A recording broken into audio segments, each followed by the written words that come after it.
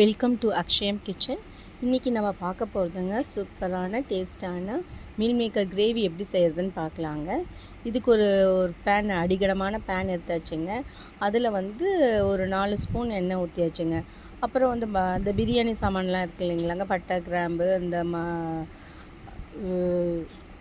மராட்டி மொக்கெல்லாம் சொல்லுவோம் இல்லைங்களா, அதெல்லாம் போட்டு நல்லா பொரிஞ்சு வந்ததுக்கப்புறம் ஒரு 4 பெரிய வெங்காயங்க, பொடி பொடியாக அரிஞ்ச பெரிய வெங்காயம், அதை வந்து இப்போது அந்த பிரியாணி சாமானை பொரிஞ்சு வந்ததுக்கப்புறம் இந்த வெங்காயத்தை போட்டு நல்லா வணக்கி விடணுங்க.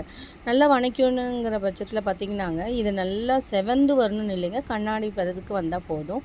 அப்புறம் ஒரு 4 தக்காளிங்க, பெங்களூர் தக்காளி இல்லைன்னா ஹைப்ரிட் தக்காளிங்க, நாட்டு தக்காளி வேண்டாங்க, அது கொஞ்சம் புளிப்பு தன்மத்தை கொடுக்கும், இது வந்து கலரும் கொடுக்குங்க.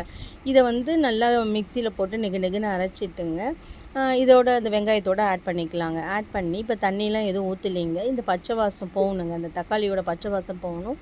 வெங்காயம் முன்னே வணங்கிடுச்சு இல்லைங்களா, இப்போ பச்சை வாசம் போகிற வரைக்கும் வணக்கி விட்டுங்க. அதுக்கப்புறம் உப்பு, காஷ்மீரி மிளகாத்தூளுங்க, கொஞ்சம் சீரகத்தூளுங்க, மிளகுத்தூளுங்க, அப்புறம் கறி மசாலாத்தூள், மஞ்சத்தூள், இதெல்லாம் போட்டு நல்லா பெரட்டி விடணுங்க.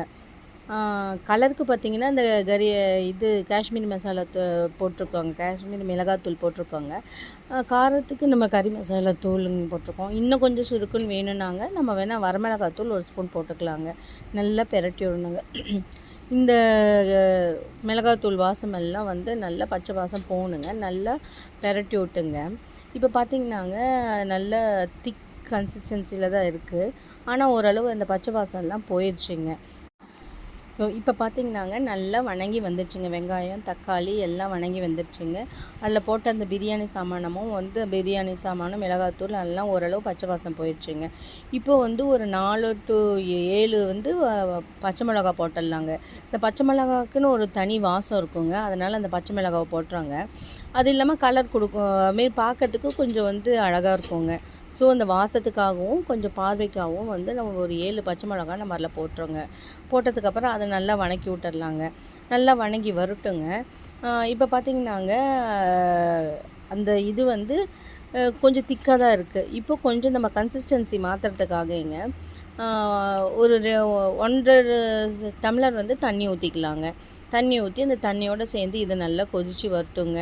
இல்லை நம்மளுக்கு இன்னும் கொஞ்சம் திக் கன்சிஸ்டன்சி வேணும்னாங்க தேங்காவும் கொஞ்சம் கசகசாவும் ஊற வச்சுக்கோடங்க. கசகசா ஊற வச்சு தேங்காவோட சேர்த்தி கூட இதில் போட்டுடலாங்க. இல்லை இதுவே போதும்னா விட்டுடலாங்க. அதுக்கப்புறம் பார்த்திங்கன்னாங்க மீல் மேக்கர் முன்னையே வந்து வேக வச்சுங்க, தண்ணியில் வந்து சுடு தண்ணியில் நல்லா வேக வச்சுட்டு புழிஞ்சு எடுத்து வச்சுருக்கோங்க. அதை தூக்கி இதில் போட்டு நல்லா பெரட்டி விடணுங்க. ஏன்னா வந்து இப்போ தனித்தனியாக தான் இருக்குது. இப்போ மீல் மேக்கர் தனியாக இருக்குங்க, அந்த கிரேவி தனியாக இருக்கும், ரெண்டும் ஒன்றோட ஒன்று சேர்ந்து வந்திருக்காது. நல்லா பெரட்டி விடணுங்க. பெரட்டி விட்டு அதில் நம்ம தண்ணி ஊற்றிருக்கோம் இல்லைங்களா, அந்த தண்ணியோடு சேர்த்து இது நல்லா கொதிக்கணுங்க. கொதிக்கும்போது பார்த்திங்கன்னாங்க மீல் மேக்கர் இதெல்லாம் சேர்ந்து வருங்க. சேர்ந்து வரும்போது பார்த்திங்கன்னாங்க அப்போ தான் வந்து அந்த எசன்ஸ்லாம் வந்து மீல் மேக்கரில் இறங்கி வருங்க. இப்போ வந்து 1 கப் அளவு தயிருங்க, தயிர் ஊற்றிங்க, நல்லா புளிக்காத தயிராக, ஓரளவு ஃப்ரெஷ் தயிராக வந்து இதில் 1 கப் அளவு தாராளமாக ஊற்றலாங்க. ஊற்றிங்க நல்லா பெரட்டி விட்டு சிம்மில் வச்சிடணுங்க. ஸோ தயிருக்கு உண்டான டேஸ்ட் வருங்க, தயிருக்கு உண்டான மினுமினுப்பு வருங்க. இப்போ கிரேவியில் ஆல்ரெடி யூஸ் பண்ணியிருக்கோம், மிளகாத்தூள் மஞ்சத்தூளாக யூஸ் பண்ணியிருக்கோங்களே, அதெல்லாம் ஒன்றா சேர்ந்து வரும்போது சூப்பர் வாசமாகவும் மணமாகவும் இருக்குங்க. இப்போ நான் கொத்தமல்லி தழை கருவேப்பிலையெல்லாம் போட்டு நல்லா ஒரு பெரட்டி விடலாங்க. இதுலேயே வந்து நீங்கள் பார்த்திங்கன்னாங்க இன்னும் கொஞ்சம் எனக்கு ரிச்சாக வேணும் அப்படின்னாங்க தேங்காய் பாலை வந்து அரைச்சி ஊற்றலாங்க. கடைசியில் அரைச்சி ஊற்றி ரொம்ப நேரம் கொதிக்க விடாமல் ஒரு டம்ளர் அளவுங்க நல்லா திக்கான ஃபஸ்ட்டு எடுக்கிற பாலை வந்து இதில் ஊற்றி ஒரு 5 செகண்டுங்க, அவ்வளோதான். அதுக்கப்புறம் வந்து இறக்கிடணுங்க.